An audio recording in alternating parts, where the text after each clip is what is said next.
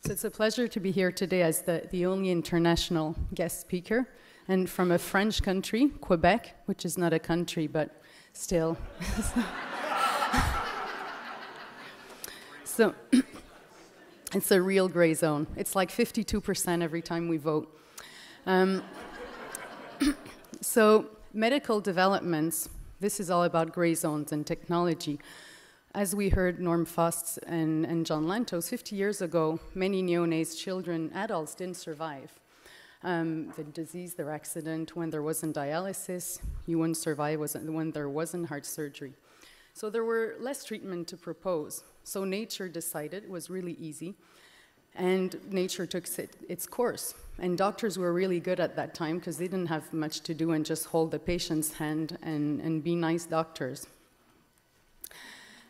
And then there was medical developments and discoveries and increased survival. So now physicians have to take some of these decisions, like, does this intervention work? Should I offer this intervention? Is it worth it for my patient? Should I withdraw this intervention? So nature doesn't decide anymore, and parents, physicians, societies have to decide. So what is in the best interest for my patient or for families, for my loved ones? It's not a new question. We all can think of some interventions that patients may find unreasonable. Being in a gray zone or unreasonable or reasonable, and can be surgeries or interventions. And Dr. Faust spoke about the amendment, so I'll speak about treatment efficiency. Parents want treatment, they refuse treatment. Is the treatment beneficial? For example, appendectomy. Parents want treatment, yes. If they refuse it, we still go for the appendectomy. Is it futile? A brain transplant for a Prime Minister of Canada, for example. Parents want intervention. Yes, parent refuse intervention. This is also a futile answer. We don't really know what they think on that one. And then in the gray zone, we're supposed to go with what parents think. Now it's very nice. When we treat paper, we find very nice arguments. But when we start treating patients, it's very hard to find what's beneficial and then actually to define these.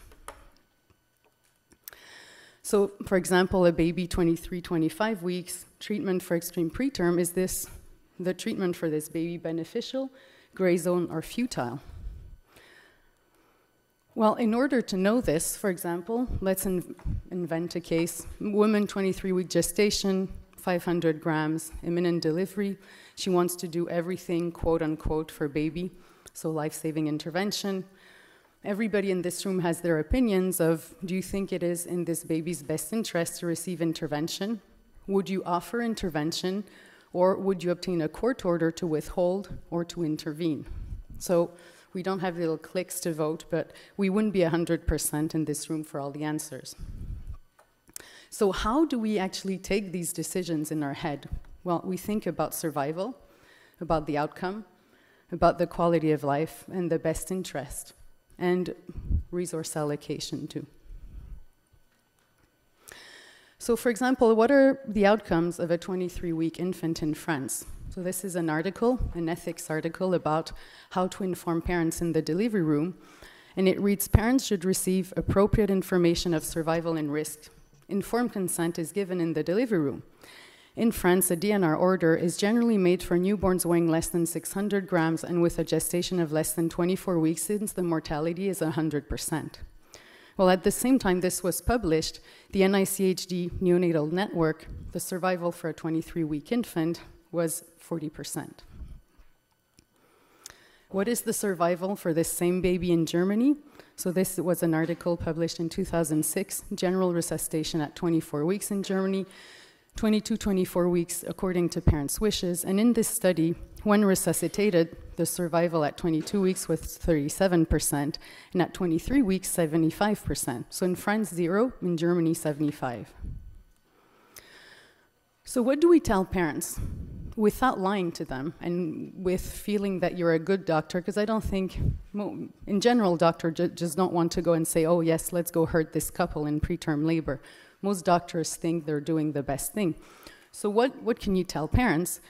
Well, you can tell, we don't recommend intervention at 23 weeks because 0% of the babies survive.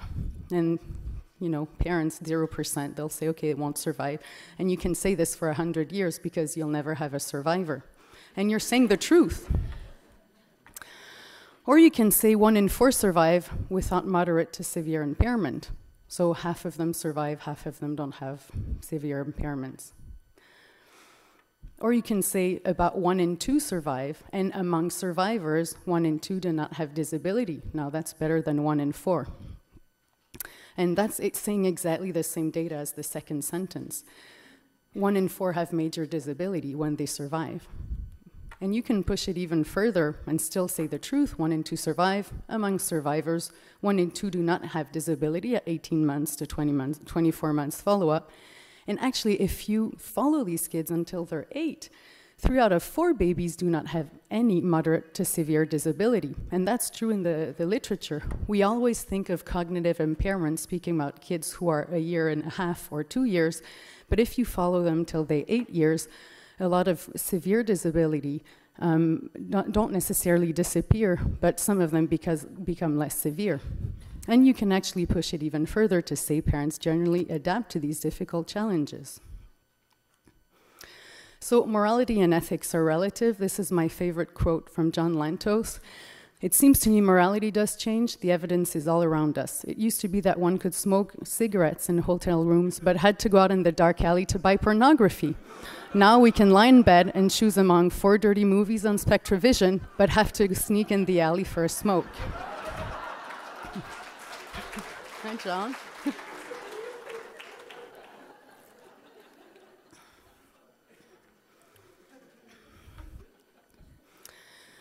So the evaluations of the outcomes, they depend largely on where you are, the attitude of the healthcare providers, and who's on call, and actually what time of the night it is, often.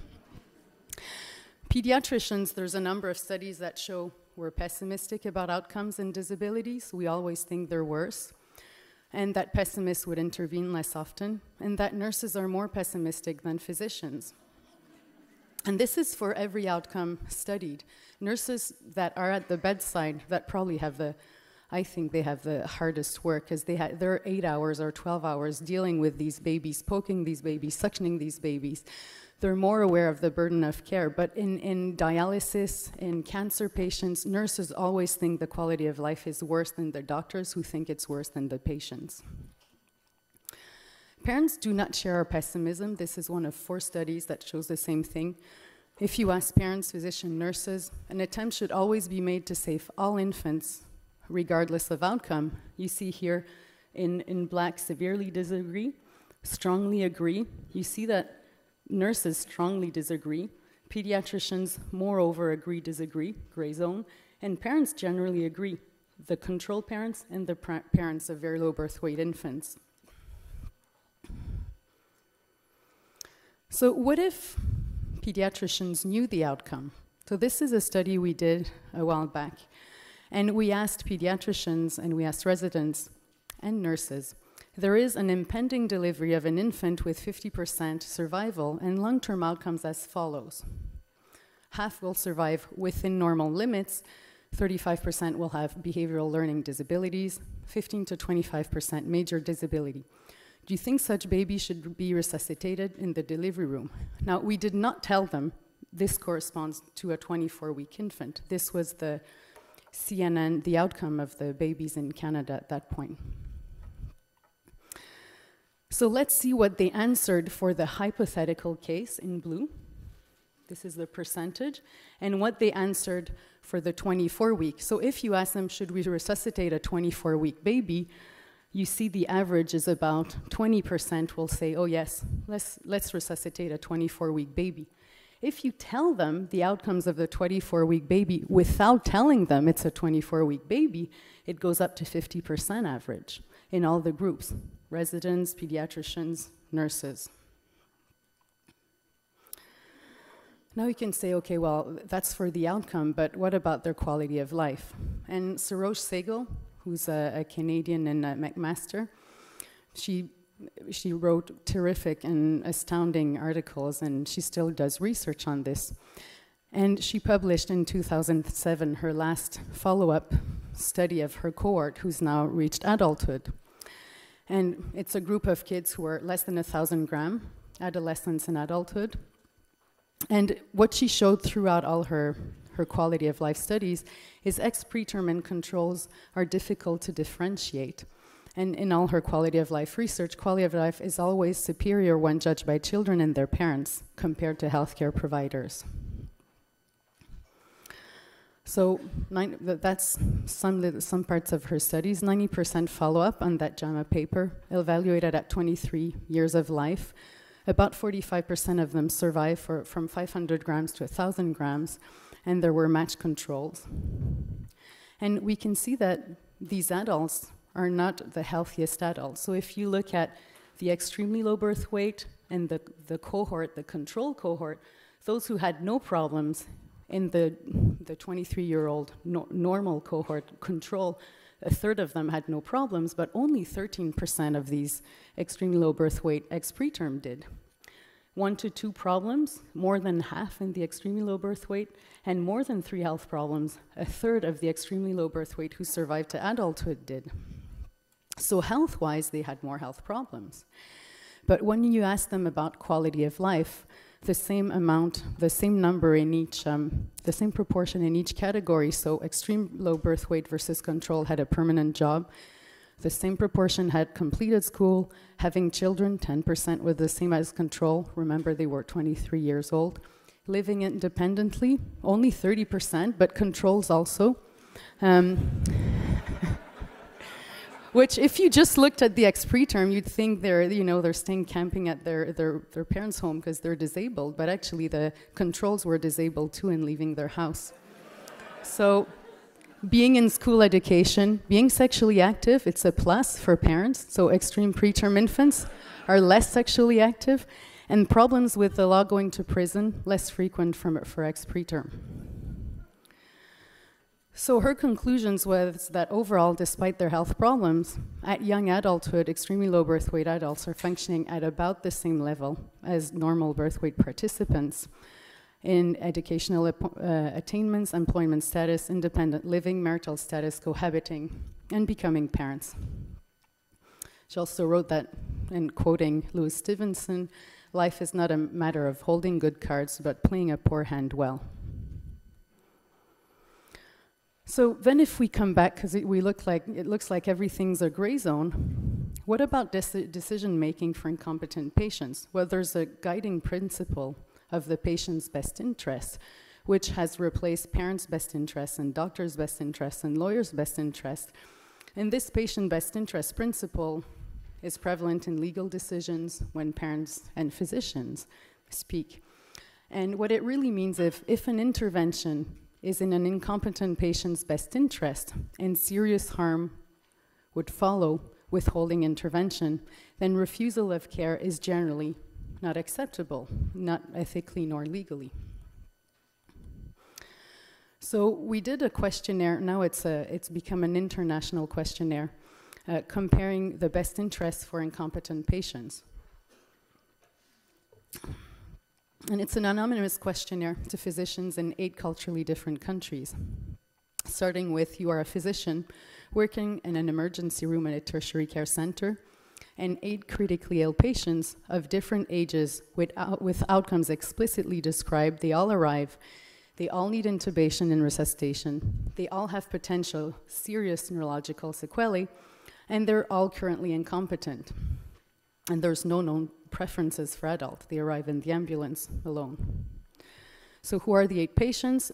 There's patients with a 50% survival, and if they survive, 50% are normal and 25% have severe disabilities. You recognize the 24-week preterm, the term baby with a brain malformation, a 2-month-old with meningitis, and a 50-year-old adult trauma victim, car accident.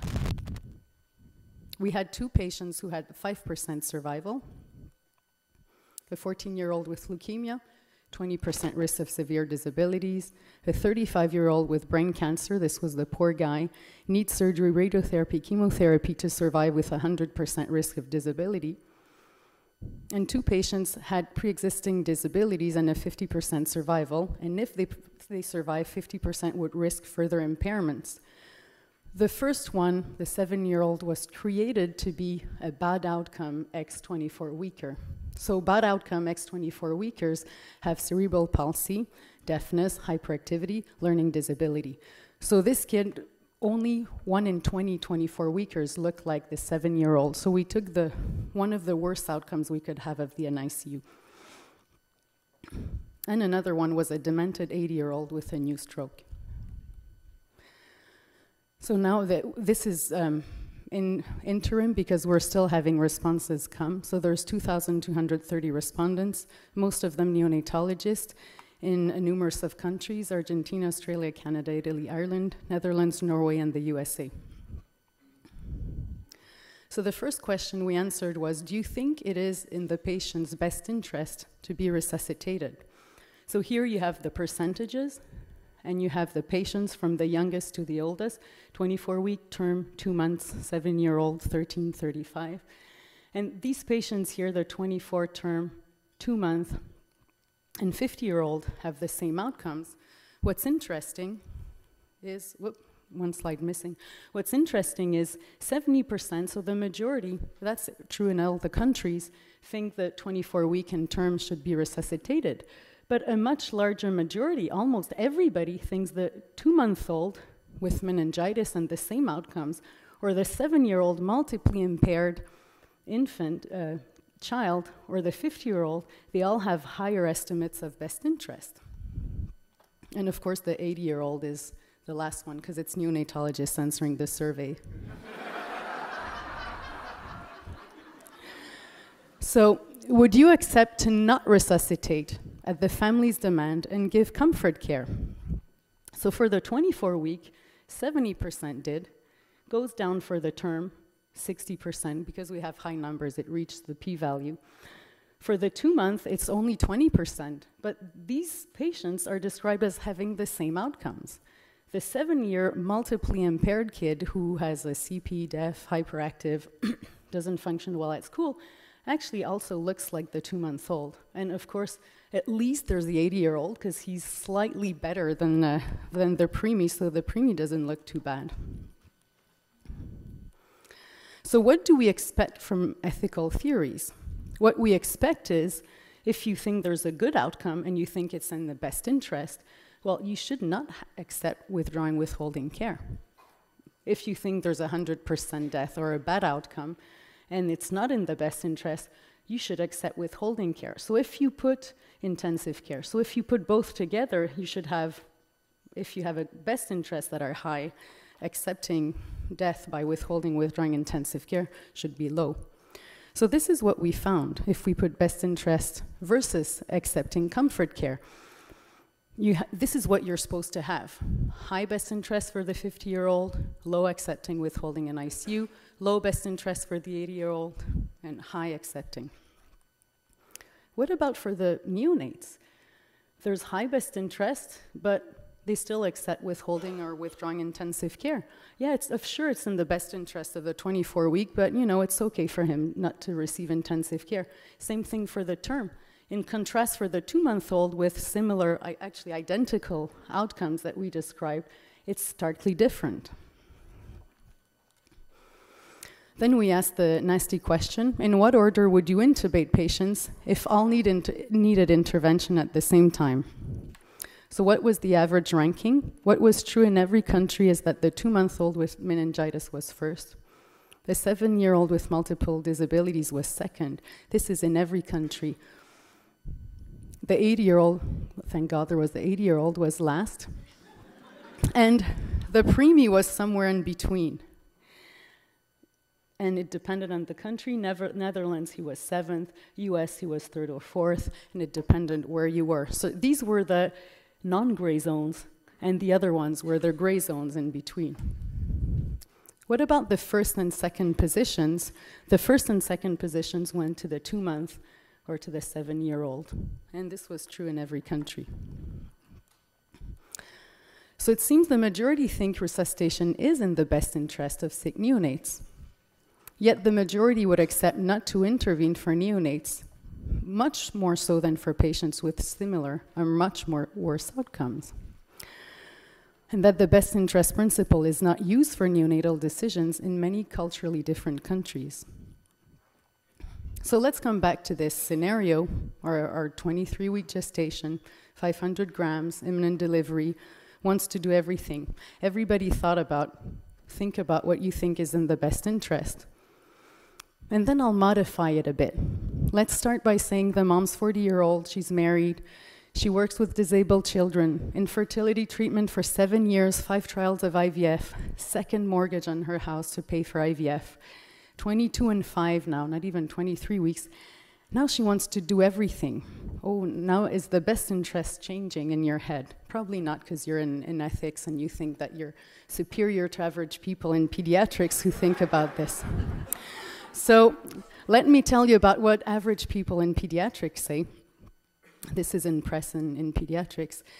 So we had surveys in the States and in Montreal, Delaware and Philadelphia, because we were sure some things would be different, but they're not.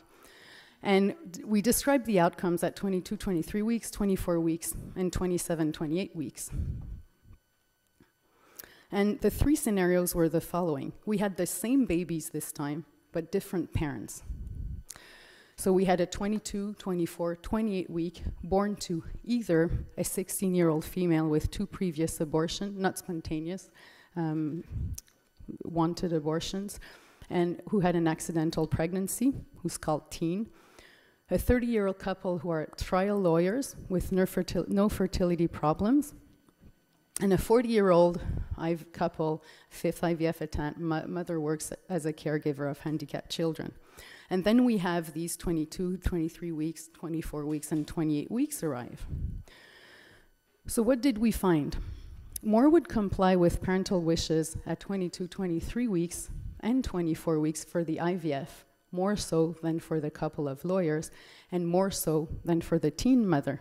So IVF couple or infertile couples seem to have a higher best interest projected and a higher will to intervene. It's funny that I thought in the States the lawyers would be the first, but they weren't.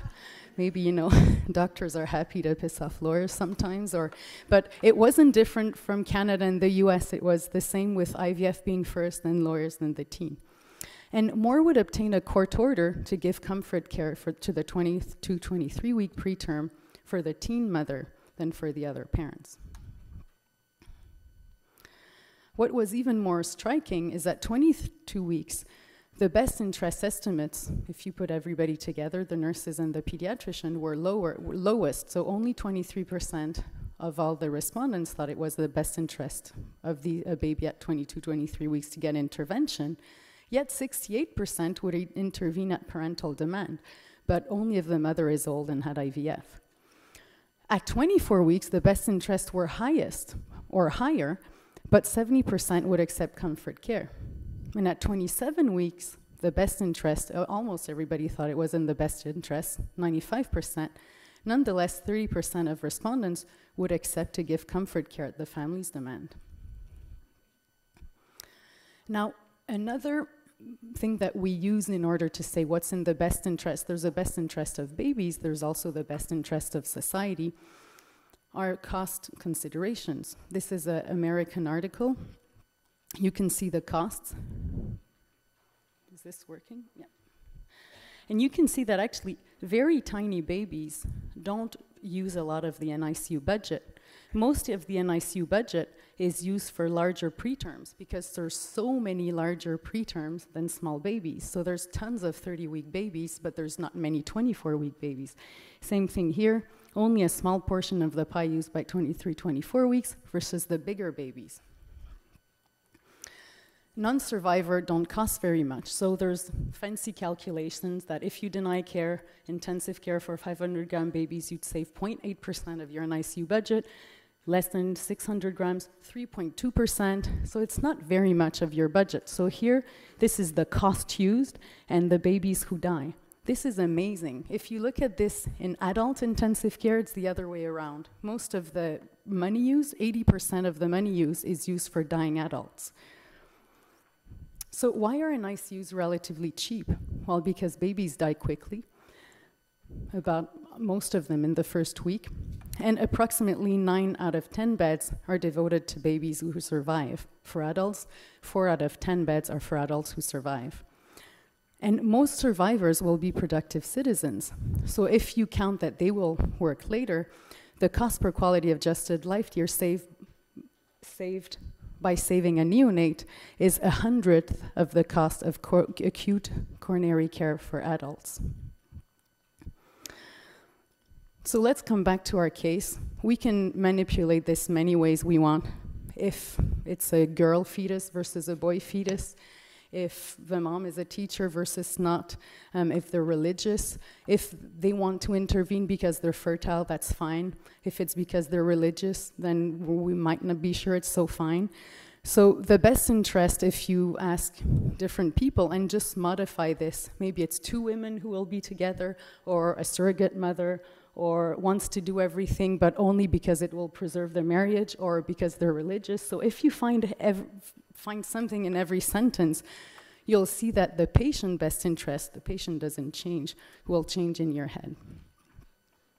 So in conclusions, physicians, nurses, and residents are not well informed about outcomes of preterm infants, and they underestimate survival and disability. If they knew the outcomes, they might intervene more often. What is described as being beneficial, futile, gray zone is relative and subjective. The quality of life of ex-preterm infant is hard and to differentiate from controls, and outcomes also improve over time. NICUs are cost-effective, and despite having similar or better outcomes, neonates are often ranked after patients with similar or worse outcomes. So respondents seem to follow the family's best interests more than the child, unless the mother is a young, poor single mother, and they will, especially if the baby is precious, or the mom is older and had IVF. So the best interest principle is not applied when considering life and death decision for neonates, particularly for the extreme preterm. So why is this so? I suggest that you go and see Dr. Dupont's poster. And there's a whole, we asked people, residents, and now we're asking nurses, why do they put the preemie after the other ones? And why do they put the neonates? Why do they think the best interests are good, but they're ready to give palliative care? And here are a few of the, what people say, why they put them after. They're not really people. We don't have attachment. It's a reproductive choice. There's a decreased sense of duty. It's easier to discriminate against possibility of handicap versus confirmed handicap. And I invite you to see this poster. So that's the end. If you have questions, I think it's the question period. I say that.